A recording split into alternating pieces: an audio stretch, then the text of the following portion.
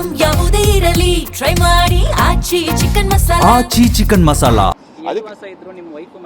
Sir ನನಗೇನು ಗೊತ್ತಿರಲಿಲ್ಲ sir. February 5ನೇ ತಾರೀಕು ನನಗೆ ಕೋರ್ಟ್ ಕೇಸ್ ಬಂತು ಸರ್, ಡೈವರ್ಸ್ ಹಿಯರಿಂಗು. ಅವತ್ತು ಇವಳು ಬಂದಿರಲಿಲ್ಲ, ಅವ್ರ ಕಡೆ ಲಾಯರು ಬಂದಿರಲಿಲ್ಲ ಸರ್. ನಾನು ಹೋಗ್ಬಿಟ್ಟು ಜಡ್ಜ ಮಾತ್ರ ಕೈ ಮುಗಿದು ಹೇಳ್ಬಿಟ್ಟೆ, ನನಗೆ ಡೈವರ್ಸ್ ಬೇಡ, ನನಗೆ 90 ಮಕ್ಕಳು ಬೇಕು, ನನಗೆ ದಯವಿಟ್ಟು ಇದು ಡೈವರ್ಸ್ ನನಗೆ ಬೇಡ ಅಂತ ಹೇಳಿದ್ಮೇಲೆ ಅವ್ರು ಕೇಸ್ ಡಿಸ್ಮಿಸ್ ಮಾಡಿದ್ರು ಸರ್. ಕೇಸ್ ಡಿಸ್ಮಿಸ್ ಮಾಡಿದ್ದು ತಿರುಗಿ ದಿನ ಬೆಳಗ್ಗೆ 6ನೇ ತಾರೀಕು ಫೆಬ್ರವರಿ ನನಗೆ ಮಹದೇವಪುರ ಆಲ್ ವುಮೆನ್ಸ್ ಪೊಲೀಸ್ ಸ್ಟೇಷನಿಂದ ಕಂಪ್ಲೇಂಟ್ ಕೊಟ್ಟಿದ್ದಾಳಂತೆ. ನಾನು ಮನೆಗೆ ಹೋಗ್ಬಿಟ್ಟು ಗಲಾಟೆ ಮಾಡಿದೆ ಅಂತ. ನನಗೆ ಇರಲೇ ಇಲ್ಲ ಬೆಂಗಳೂರಲ್ಲಿ ಆ ಟೈಮಲ್ಲಿ. ಆಮೇಲೆ ಮಹದೇವಪುರ ಪೊಲೀಸ್ ಸ್ಟೇಷನಿಗೆ ನಾನು ಬಂದಾಗ ನನಗೆ ಅವಳದು ಅಡ್ರೆಸ್ ಕೊಟ್ಟಿದ್ದೆ. ಅದೇನೋ CM ಮಿಥಿಲಿ ಚಿಕ್ಕಬಾಣವಾರ ಲೇಕ್ ಹತ್ರ ಅದು ಯಾವುದೋ ವಿಲ್ಲಾ ನಂಬರ್ 11 ಅಂತ ಜಾಗದಲ್ಲಿ ಇದ್ದಾಳೆ ಅಂತ ನನಗೆ ಅವತ್ತೇ ಗೊತ್ತಾಗಿದ್ದು ಸರ್. ಅಲ್ಲಿ ತನಕ ನನಗೆ ಅವ್ರು ಎಲ್ಲಿದ್ದಾರೆ, ಪಾಪು ಎಲ್ಲಿದೆ ಏನೂ ಗೊತ್ತಿರಲಿಲ್ಲ ಸರ್. 24ನೇ ತಾರೀಕು ಈಗ ನೀವು ಬರ್ತೀರಾ ಬೆಂಗಳೂರಿಗೆ, 25ಗೆ ಏನೇನು ರೀಸನ್ ಹೇಳ್ತಾರೆ ಮಗು ಸರ್? ಫಸ್ಟು ಏನಂತ ನನಗೆ ಅಂದರೆ ನಾನು ತುಂಬ ಎಮೋಷ್ನಲ್ ಆಗಿದ್ದೆ ಸರ್. ನಾನು ಏನಕ್ಕಂದರೆ ಮಗುನ ಚಿಕ್ಕವಳಿಂದ ನಾನು ಎತ್ತಾಡಿಸಿದ್ದೆ ಸರ್. ಏನಕ್ಕಂದರೆ ಇವಳಿಗೆ ಸಿಸೇರಿಯನ್ ಆಪ್ರೇಷನ್ ಆಗಿದ್ದಾಗ ಇಲ್ಲಿ ಸೊಂಟಕ್ಕೆ ಇಂಜೆಕ್ಷನ್ ಹಾಕಿದ್ದು ಸೊಂಟ ನೋವು, ತಲೆ ಸುತ್ತ ಬರುತ್ತೆ, ನನಗೆ ಹಿಂಗಾಗತ್ತೆ ಹಂಗಾಗತ್ತೆ ಅಂತ ಯಾವಾಗಲೂ ಕಂಪ್ಲೇಂಟ್ಸ್ ಇತ್ತು. ಹಾಗಾಗಿ ಪಾಪು ನನ್ನ ಕೈಯಲ್ಲೇ ನಾನು ಸಾಕೊಂಡಿದ್ದೆ ಸರ್ ನಾನು ಪಾಪುನ. ಹಾಗಾಗಿ ನಾನು ತುಂಬ ಎಮೋಷ್ನಲ್ ಆಗೋಗ್ಬಿಟ್ಟಿದ್ದೆ. ಅವತ್ತಿನ ದಿನ ನನಗೆ ಏನಾಗ್ತಿದೆ ಏನೂ ಗೊತ್ತಾಗ್ತಾ ಇರಲಿಲ್ಲ ಸರ್. 2 ವಿಷಯ ತಿಳಿದು ಬಂತು ನಾನು ಅಲ್ಲಿದ್ದಾಗ.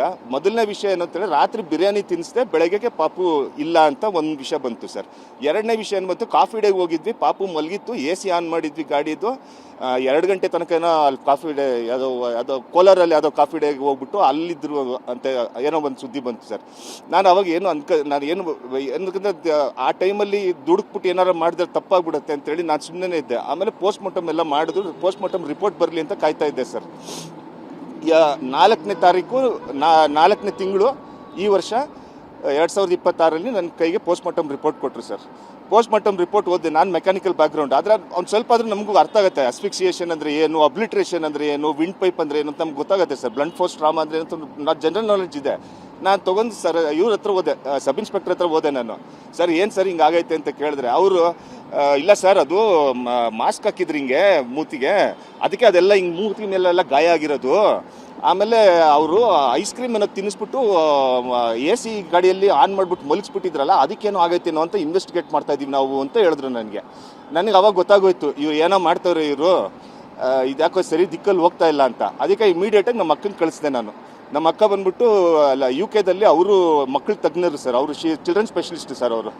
ಅವ್ರಿಗೆ ಕಳಿಸಿದೆ. ಅವರು ಹೇಳಿದ್ರು ನನಗೆ, ಪ್ರವೀಣ ನಾನು ಈ ಥರ ಟ್ರಾಮಾ ಕೇರಲ್ಲಿ ಕೆಲಸ ಮಾಡಿದ್ದೀನಿ, ನಾನು ಅವರು ಮೆಡಿಕಲ್ ಬ್ಯಾಕ್ಗ್ರೌಂಡ್, ನನಗೆ ಗೊತ್ತಿದೆ ಇದೆಲ್ಲ, ಇದು ಮೋಸದ ಸಾವು, ಇದು ನ್ಯಾಚುರಲ್ ಅಲ್ಲ ಇದು ಅಂತ ಹೇಳಿದ್ರು. ಆವಾಗ ನನಗೆ ಗೊತ್ತಾಗಿದ್ದು UDR ಅಂದರೆ ಏನಂತೂ ಅವಾಗ ಗೊತ್ತಿರಲಿಲ್ಲ ಸರ್. ಆವಾಗ ಗೊತ್ತಾಗಿದ್ದು ನನಗೆ UDR ಅಂದರೆ ಏನು ಅಂತ ನನಗೆ ಗೊತ್ತಾಗಿದ್ದು. ಸರಿ ಏನು ಮಾಡೋಣ ಪುಡಿಮ, ಏನು ಹಿಂಗೆ ಈ ಥರ ಉಡಾಫೆ ಆನ್ಸರ್ ಕೊಡ್ತಾ ಇದ್ದಾರೆ ನನಗೆ ಸ್ಟೇಷನಲ್ಲಿ, ನಾನು ಏನು ಮಾಡಬೇಕು ಅಂತ ಗೊತ್ತಾಗ್ತಿಲ್ಲ ಅಂತ ಹೇಳಿದೆ.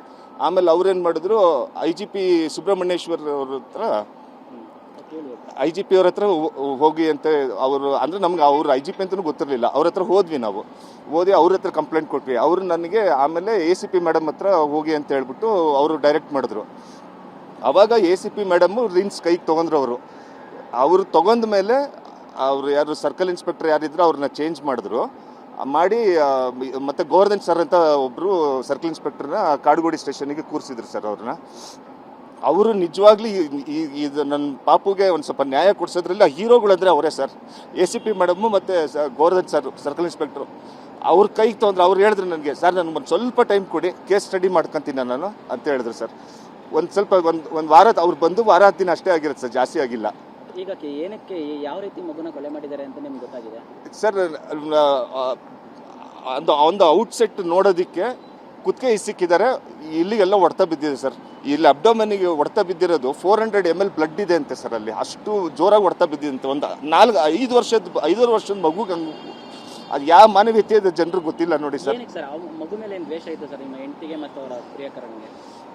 ಸರ್ ಅವನ ಮಕ್ಕಳನ್ನೇ ಬಿಟ್ಟು ಬಂದಿರೋ ನನ್ನ ಮಕ್ಕಳು ನೋಡ್ಕೊಂತೇನೆ ಸರ್. ಅವ್ನು ಫಸ್ಟ್ ಆಫ್ ಆಲ್ ಸರ್ ಅವಳಿಗೆ ನನ್ನ ಕಡೆಯಿಂದ ಏನೇ ವಸ್ತು ಇದ್ರೂ ಅದು ಅವಳಿಗೆ ಬೇಡ ಅಂತೆ ಸರ್. ಅವಳಿಗೆ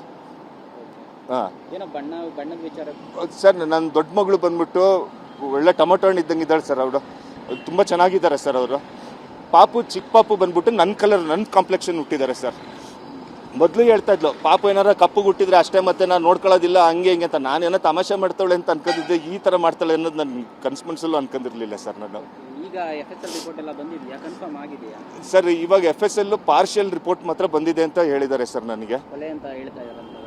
ಹೌದು ಸರ್, ಇವಾಗ ನಮ್ಮ 2 ರಾತ್ರಿ ಹಿಂದ್ಗಡೆಗೆ CI ಗೋವರ್ಧನ್ ಸರ್ ನಾನು ಅದು ಮಾಡ್ತೀನಿ ಬನ್ರಿ ಅಂತ ಕರೆದ್ರು ಸರ್. ಹೋದೆ ನಾನು, ಕೂತು ಪಾಪ ಅವ್ರು ಮಾಡಿ FIR ಮಾಡಿ ಮರ್ಡರ್ ಕೇಸ್ ಅಂತಲೇ ಅವ್ರು FIR ಮಾಡಿಬಿಟ್ಟು ಕೊಟ್ಟಿದ್ದಾರೆ ಸರ್ ಇವಾಗ ನನ್ನ ಕೈಗೆ.